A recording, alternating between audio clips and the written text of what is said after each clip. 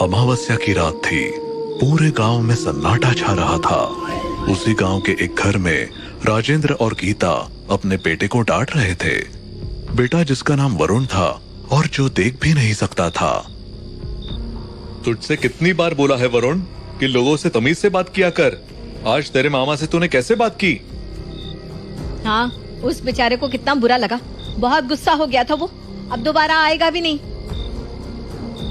ना आए तो वही अच्छा है। ये सुनते ही राजेंद्र ने उसे थप्पड़ मार दिया। चुप कर, जाकर सो जा, वरना इतना मारूंगा कि। हाँ, मार ही डालो ना। अपने अंधे बेटे की तो नहीं पड़ी है, पर उस आदमी की पड़ी है जो यहाँ आकर मुझसे बेहुदा बातें करता है। जाकर सो जा, और अब इस बारे में कल बात करेंगे। जा यहाँ से।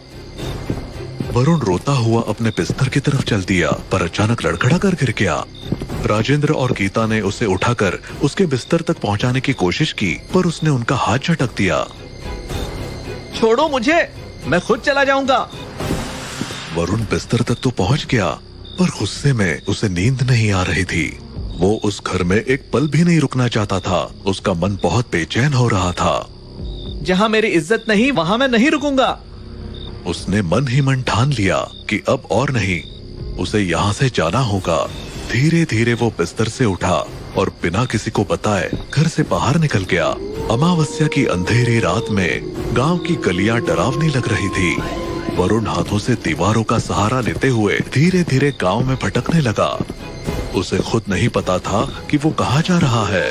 वो भटकते हुए गांव के बदनाम भूत बंगले के पास पहुंच गया। वो बिना कुछ सोचे समझे बस चलता चला जा रहा था। भूत बंगले की सीढ़ियां चढ़ते हुए भी उसे कुछ ख्याल नहीं आया कि वो आखिर जा कहाँ रहा है। लेकिन अंदर पहुंचकर उसे ऐसा लगा जैसे चारों ओर का सन्नाटा उसकी आत्मा में घुस रहा हो। ये कौन सी जगह है? इतनी अजीब शांति क्यों है यहाँ? मैं कहाँ आ गया हूँ? तभी अचानक सैकड़ों चमगादड़ उसके सिर के ऊपर से उड़ते हुए निकले। वरुण का दिल एकदम से धक से होकर रह गया, पर उसने खुद को संभाला। उसे समझ आ गया था कि वो किसी गलत जगह आ गया है। हे भगवान, मैं कहाँ हूँ? कहीं ये भूत बंगला तो नहीं? उसका अंदाजा सही था। वो भूत बंगले के एक बड़े से हॉल के बीच में खड़ा था। हाथों से उसने दीवार या किसी चीज का सहारा ढूंढने की कोशिश की, पर तभी उसके पैरों से कुछ टकराया।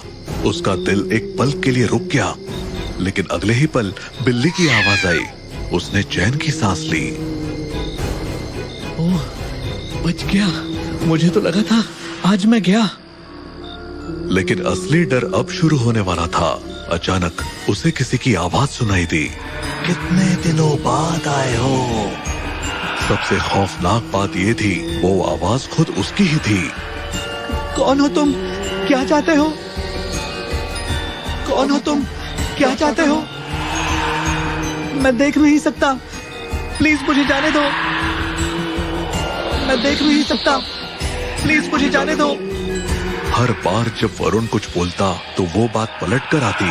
वो जिस दिशा से आया था उसी तरफ भागने की कोशिश करने लगा, लेकिन अब वो दिशा खो चुका था और उसका बाहर जा पाना मुश्किल था। उधर राजेंद्र पानी पीने के लिए उठा तो उसने देखा कि वरुण अपने बिस्तर पर नहीं है। गीता उठो, वरुण घर में नहीं है। गीता घबरा कर उठी और दोनों ने घर के हर कोने में वरुण को ढूंढना शुरू कर दिया, परंतु वरुण कहीं नहीं था। कहीं वो गुस्से में अपने दोस्त लव के पास तो नहीं चला गया? हमें वहाँ चलकर देखना चाहिए। राजेंद्र और गीता लव के घर पहुँचे। लव ने ऊँघते हुए दरवाजा खोला। अरे अंकल, आंटी, आप इतनी रात को यहाँ? क्या वरुण यहाँ आया है? नहीं तो वो तो यहाँ नहीं आया। क्यों, क्या हुआ? उन्होंने लव को पूरी बात बताई और तीनों उसे ढूंढने निकल पड़े। उन्होंने उसे पूरे गांव में ढूंढा, पर वो कहीं नहीं मिला। आखिर वो लोग उस भूत बंगले के पास पहुंचे। अचानक उन्हें अंदर से वरुण की आवाज सुनाई दी। कोई मुझे बचाओ, ये मुझे मार डालेगा, बचाओ। तीनों के रोंगटे खड़े हो गए। वरुण बेटा, बाहर आजा। पापा, मुझे बाहर का रास्ता नहीं मिल रहा, मैं फंस गया हूँ। हमें अंदर जाना पड़ेगा। तीनों मजबूरन भूत बंगले के अंदर जाने के लिए बढ़े। अंधेरे में डूबे उस बंगले का दरवाजा अपने आप धीरे धीरे खुल गया, जैसे कोई उन्हें अंदर बुला रहा हो। अंदर कदम रखते ही लव ने अपने मोबाइल की फ्लैशलाइट ऑन की और तीनों ने वरुण को ढूंढना शुरू कर दिया। उधर वरुण को ये बिल्कुल भी एहसास नहीं था कि उसके माता पिता और दोस्त वहां पहुंच चुके हैं। उन लोगों को जो आवाज सुनाई दे रही थी वो किसी और की ही थी। तभी अचानक एक ऐसी घटना घटी जिसने वरुण को भीतर तक हिला दिया। वरुण जो बचपन से अंधा था, अचानक उसे दिखने लगा। उसकी आंखों के सामने एक हल्की सी रोशनी चमकने लगी। ये क्या हो रहा है मेरे साथ? मैं देख कैसे पा रहा हूँ? उसके दिल की धड़कन तेज हो गई और वो उस रहस्यमय रोशनी की ओर बढ़ने लगा। जैसे जैसे वो उसके करीब जाता गया, रोशनी और तेज होती गई। जब वो आखिरकार उस रोशनी के पास पहुंचा तो उसने देखा कि वहां 2 लोग जल रहे हैं और बुरी तरह चीख रहे हैं। उनको जलाने वाली आग की लपटें आसमान छू रही थी। ये क्या है? ये कौन जल रहा है? वो डर के मारे उल्टे पैर भागने लगा, पर तभी उन जलते हुए लोगों ने उसका हाथ पकड़ लिया। इधर राजेंद्र, गीता और लव अब भूत बंगले के अंदर वरुण को ढूंढ रहे थे। लव के मोबाइल की फ्लैशलाइट की रोशनी इतनी कमजोर थी कि कुछ भी ढंग से दिखाई नहीं दे रहा था। वो धीरे धीरे अंदर बढ़ते गए और हर कदम के साथ उनके दिल की धड़कनें तेज होती जा रही थी। अचानक उन्हें एक कोने में वरुण बैठा दिखा, जो घुटनों पर सिर रखे हुए रो रहा था। वरुण बेटा, हम आ गए। चलो जल्दी यहाँ से। चल भाई, हमें फौरन बाहर जाना होगा क्योंकि ये बंगला भूतिया है। आजा मेरे बच्चे। पर वरुण ने कोई जवाब नहीं दिया। वो बस घुटनों पर सिर रखे रोता रहा। राजेंद्र और गीता ने एक दूसरे की ओर देखा और फिर धीरे धीरे उसके पास गए। वरुण, चलो बेटा, घर चलते हैं। जैसे ही राजेंद्र ने वरुण के कंधे पर हाथ रखा, वरुण ने अचानक अपना सिर उठाया। उसके चेहरे को देखकर सबकी सांसें थम गई। वरुण का चेहरा जल चुका था। उसकी आंखें गहरे काले गड्ढों जैसे दिख रही थी और होंठ खून से सने थे। ये क्या हो गया हमारे वरुण को? ये वरुण नहीं है।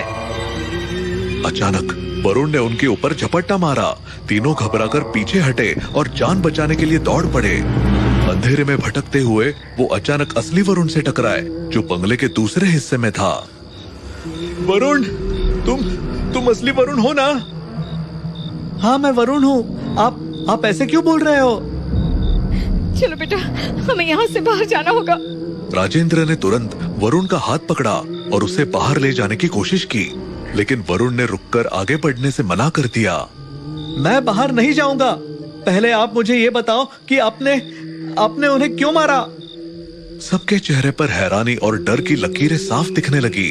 राजेंद्र ने चौंकते हुए पूछा, तुम क्या कह रहे हो बेटा? आपने उन्हें क्यों मारा? बताइए।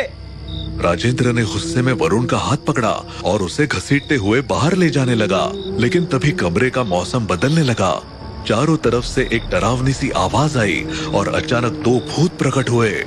उनकी शक्लें इतनी भयानक थी कि उन्हें देखते ही गीता और लव के रोंगटे खड़े हो गए। उनकी आंखें लाल अंगारों की तरह चमक रही थी और उनके चेहरे पर एक खौफनाक मुस्कान थी। उन्होंने चारों को घेर लिया और उनमें से एक साये ने राजेंद्र को हवा में उठा लिया। छोड़ दो मैं, छोड़ दो। क्या चाहते हो तुम? राजेंद्र हवा में तड़पते हुए चिल्लाने लगा। अगर तुम नहीं चाहते कि मैं इन्हें मार डालूं, तो सच बता दो, वरना नहीं, इन लोगों को कुछ मत करना। तो सच बता दो, वरना सब मारे जाएंगे। कौन सा सच पूछ रहे हो तुम लोग? दूसरे भूत ने गीता की ओर बढ़कर उसे तड़पाना शुरू कर दिया। गीता चीख उठी। उसके शरीर पर अजीब से निशान बनने लगे। लव भी डर से कांपने लगा। आखिरकार राजेंद्र ने सच बोलने का फैसला किया। मैं बता रहा हूँ, उसे छोड़ दो। बहुत साल पहले मैं इस बंगले में नौकर था। हम दोनों, मैं और मेरी पत्नी, निसंतान थे। लेकिन यहाँ रहने वाले दंपत्ति यानी मेरे मालिक राज और अनीता को एक बच्चा होने वाला था। कुछ समय बाद मेरी पत्नी भी गर्भवती हुई। ये तो सबको पता है, इसमें क्या? उनका बच्चा सही सलामत पैदा हुआ, लेकिन हमारा बच्चा मरा हुआ पैदा हुआ था। क्या? उस वक्त मुझे इस बंगले में काम करने के लिए बुलाया गया। गुस्से और जलन के चलते मैंने बंगले में आग लगा दी और उनका बच्चा चुरा लिया।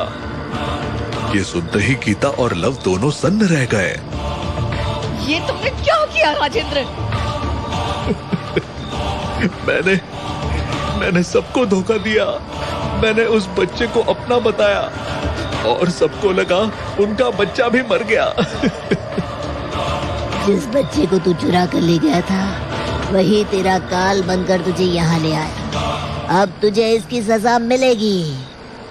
अचानक बंगले के एक कोने में आग लगने लगी और उन दोनों भूतों ने राजेंद्र को उठाकर जोर से उस आग में पटक दिया। राजेंद्र जलने लगा और उसकी चीखों से भूत बंगला गूंज उठा। गीता और लव डर के मारे आंखें बंद करके जमीन पर गिर पड़े।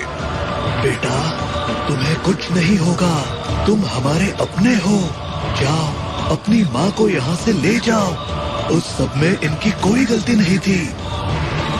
ने वरुण के सिर पर प्यार से हाथ रखा। वो अपना बदला लेकर और उसको आंखों की रोशनी का वरदान देकर इस दुनिया से मुक्त हो गए। वरुण ने अपने असली माँ बाप को आंसुओं के साथ अलविदा कहा।